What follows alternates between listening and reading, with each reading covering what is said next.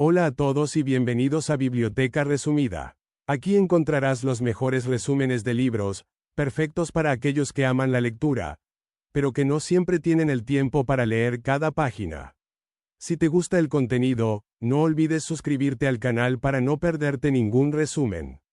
Vamos a empezar. Resumen de la caída de Albert Camus. Señor, ¿puedo ofrecerle mis servicios? Así comienza Clemens, el narrador, mientras se dirige amablemente a un desconocido en un bar sombrío de Ámsterdam llamado Mexico City.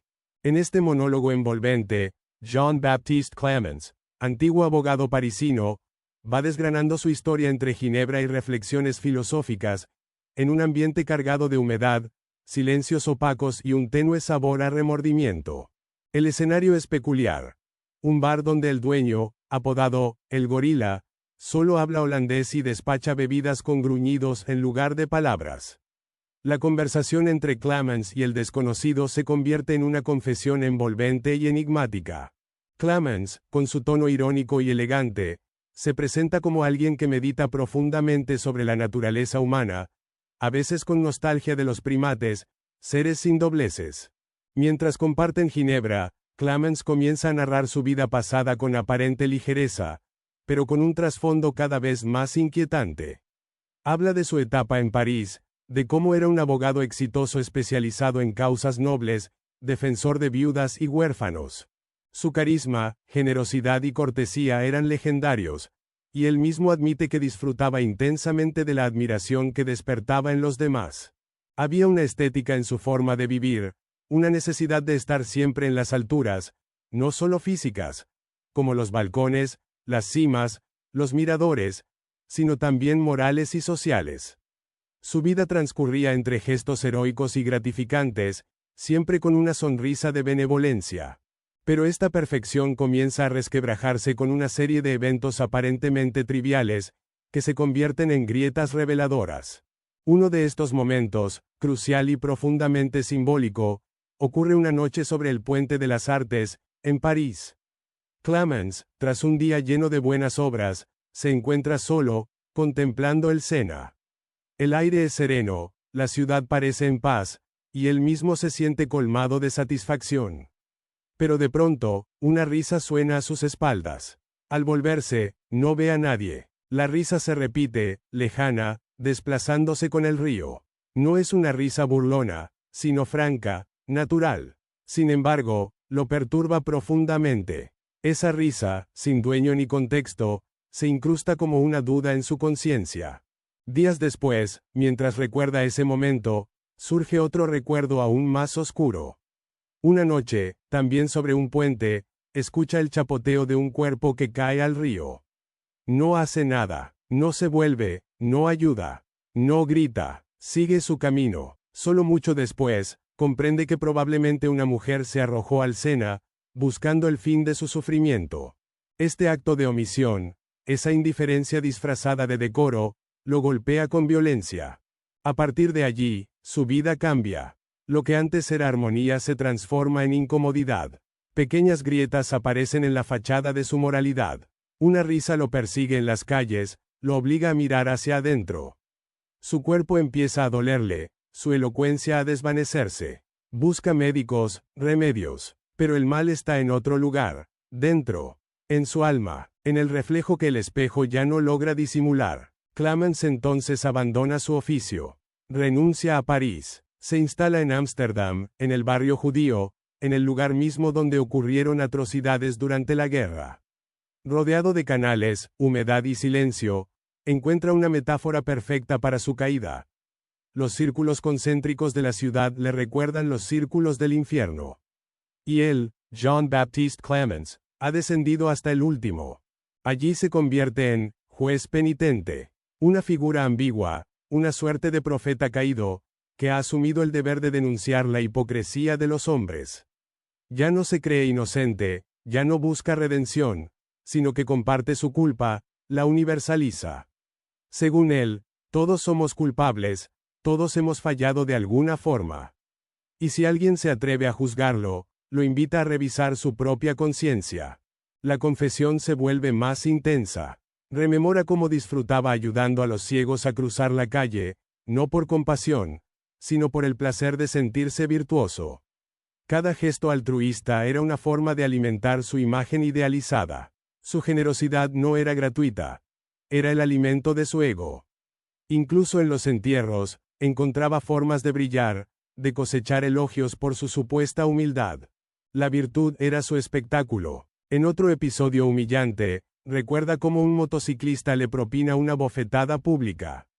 No reacciona, se queda inmóvil. Luego, durante días, rehace mentalmente la escena, imaginando cómo debería haber actuado. Pero la realidad es clara, no supo responder. Su imagen de hombre fuerte y digno se desmorona. Comprende que no es quien creía ser. Con ese nuevo entendimiento, vuelve la memoria reprimida. Todo lo que había olvidado, sus egoísmos, sus mentiras piadosas, su necesidad de poder sobre los demás, se revela con una crudeza dolorosa. Su relación con las mujeres, por ejemplo, no era de amor, sino de conquista. No las amaba, se amaba a sí mismo a través de ellas.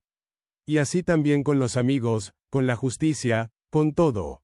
Nada era gratuito, todo era reflejo de su necesidad de ser admirado. Este descubrimiento lo arrastra a un estado de lucidez amarga. En lugar de refugiarse en el arrepentimiento, asume su culpa como parte de su identidad. Se convierte en espejo de los demás, invitando a quienes lo escuchan a mirarse, a confrontarse con su propia hipocresía. Porque si él, que era virtuoso, es culpable, entonces todos lo son. Clemens adopta entonces una nueva misión: la confesión universal. Habla con los marinos, con los visitantes, con cualquiera que se siente a tomar una ginebra junto a él. Ya no busca perdón, busca arrastrar consigo a los demás, hundirse con todos. Porque si todos son culpables, nadie puede juzgar a nadie. Esta primera mitad de su relato no es solo una confesión, sino una seducción. Con astucia, con una elegancia decadente, Jean-Baptiste Clemens invita al oyente, y por extensión al lector, a un juego inquietante. ¿No se parece su historia, acaso, a la nuestra? La confesión de Clemens continúa mientras camina con su interlocutor por los canales nocturnos de Ámsterdam. La lluvia repiquetea sobre los adoquines, los canales huelen a hojas muertas y flores marchitas. El ambiente se vuelve más denso, más oscuro. Y con él, sus palabras. Recuerda una casa antigua, decorada con 2 cabezas de esclavos negros como ornamento. Esa imagen le sirve de metáfora. En otros tiempos, afirma, los hombres eran más honestos con su hipocresía. Traficaban con esclavos y lo anunciaban con orgullo.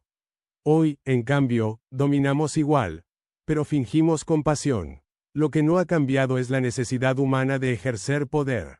Cada uno necesita un sirviente, alguien por debajo, aunque sea su perro. El poder, dice, no necesita razones. Basta con imponerlo. Habla entonces de la servidumbre moderna, de la falsa igualdad. Mandar es respirar, sentencia. Y la libertad no existe más que como un disfraz. Todos queremos reinar. Pero nadie quiere exhibir su verdadero rostro. Imagina un mundo en que las personas tuvieran que llevar tarjetas de presentación con su verdadera identidad. Humanista adúltero, cristiano egoísta, ateo cobarde. Ese sería el infierno. El infierno no son los otros, sino nosotros mismos, si nos viéramos como realmente somos. Luego, se detiene en un descubrimiento brutal. Un día, tras ayudar a un ciego a cruzar la calle, lo saluda con un gesto. Pero el ciego, evidentemente, no puede verlo. Entonces, ¿para quién era ese saludo? Para el público, responde. Se da cuenta de que su vida entera fue un espectáculo. Ayudaba, sí, pero para ser aplaudido. Lo que parecía bondad era vanidad. Su cortesía era una máscara, sus actos nobles, una representación. Había sido, en sus propias palabras, un comediante. Esta revelación lo trastorna. Reconoce con crudeza que todo giraba en torno al yo, que su discurso, sus relaciones, incluso sus actos de generosidad, no eran más que estrategias para alimentar su superioridad. Se había sentido más inteligente, más generoso, más hábil que todos. Incluso en los terrenos donde no sobresalía, como el deporte, se decía a sí mismo que, si se lo propusiera, superaría a cualquiera. Pero esa seguridad se derrumba con otro recuerdo humillante. En una calle de París, durante un atasco, un motociclista le grita, lo insulta, le da una bofetada. Clemens no reacciona, queda paralizado. Luego, consume días enteros imaginando cómo debería haber actuado. Enfrentando, venciendo, recuperando su honor. Pero no lo hizo. Y ese fracaso público se convierte en un símbolo de su caída. Descubre que no es un defensor de los débiles. Es un tirano frustrado, deseoso de poder, de imponer su voluntad. Ese episodio le abre la puerta a una serie de recuerdos olvidados. La imagen ideal que tenía de sí mismo comienza a resquebrajarse. Ve su pasado con nuevos ojos. Sus relaciones amorosas, por ejemplo, no eran actos de amor sino de apropiación. Deseaba a las mujeres como trofeos, y luego las dejaba, sin remordimientos. Vivía para acumular admiración, no para dar. Los seres le interesaban en tanto reforzaban su ego. En ese proceso de relectura de su vida, aparece una figura decisiva. La mujer del puente. Una noche, caminando por el Sena, escucha un chapoteo. No se vuelve, no socorre, no grita, sabe, o intuye, que alguien, probablemente una mujer, acaba de suicidarse. Pero no actúa, sigue su camino, y esa omisión, ese instante en que pudo intervenir y no lo hizo, se convierte en el símbolo perfecto de su culpa. Una culpa no por lo que hizo, sino por lo que no hizo. Por su indiferencia. A partir de entonces, su vida entra en una espiral descendente. Ya no puede mirar su reflejo sin sospechar de su propia sonrisa. Lo que antes era virtud se le revela como impostura. Su discurso, antes brillante, se vuelve menos fluido. Sus frases titubean. Empieza a olvidar cómo vivir. Aquella risa escuchada sobre el puente de las artes, natural, franca, sin malicia, lo persigue como una sentencia. Es la risa de alguien que ve su desnudez, que se burla de su falsedad. Busca consuelo, pero no encuentra redención. Ni en los amigos, ni en los médicos, ni en la ginebra. Se traslada a Ámsterdam, ciudad que le parece un infierno burgués, donde los canales son círculos concéntricos de condena. Allí se reinventa como juez penitente, una figura ambigua. Alguien que juzga, pero que también se confiesa. Que denuncia, pero no desde una superioridad moral, sino desde una culpa compartida. El juez penitente no busca el perdón. Busca arrastrar a los demás con él. Su misión es revelar a cada interlocutor su propia hipocresía, su propia omisión. No para castigarlos, sino para que entiendan que no hay inocentes. Que todos somos culpables. Que todos, en algún momento, dejamos que alguien cayera sin mover un dedo. Ya no tiene fe en el arrepentimiento. Lo que le queda es la lucidez. Y una amargura sarcástica, elegante, seductora. En el fondo, ha cambiado la cruz por el espejo. Ya no cree en la salvación, pero ofrece el reflejo fiel de la culpa humana. Termina su relato insinuando que aún conserva cierta esperanza. Si al menos todos confesaran su culpa, se eliminaría la necesidad del juicio. Si todos se supieran culpables, el juicio cesaría. Pero esa utopía es inalcanzable. Mientras tanto, él habla, día tras día, en el Mexico City, buscando a alguien que lo escuche. Tal vez no para redimirse, sino para no estar solo en su condena.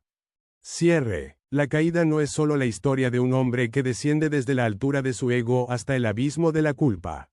Es un espejo existencial que Albert Camus nos tiende a todos. Jean-Baptiste Clemens encarna la ironía de la virtud usada como disfraz, la fragilidad de la justicia cuando se mira desde el orgullo, y la imposibilidad de redención sin la renuncia al yo.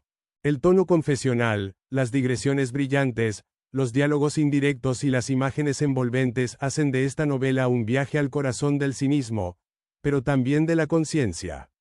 Y su mayor logro es convertir al lector en cómplice. Al final, uno no puede evitar preguntarse si no ha escuchado, en alguna noche de su vida, esa risa sobre el puente. Y hasta aquí el resumen de hoy en Biblioteca Resumida. Espero que te haya gustado y que te animes a leer el libro completo. Si te pareció útil o interesante, no dudes en darle un pulgar arriba, eso nos ayuda muchísimo. También te invito a suscribirte al canal para que no te pierdas los próximos resúmenes. Gracias por vernos y hasta el próximo libro.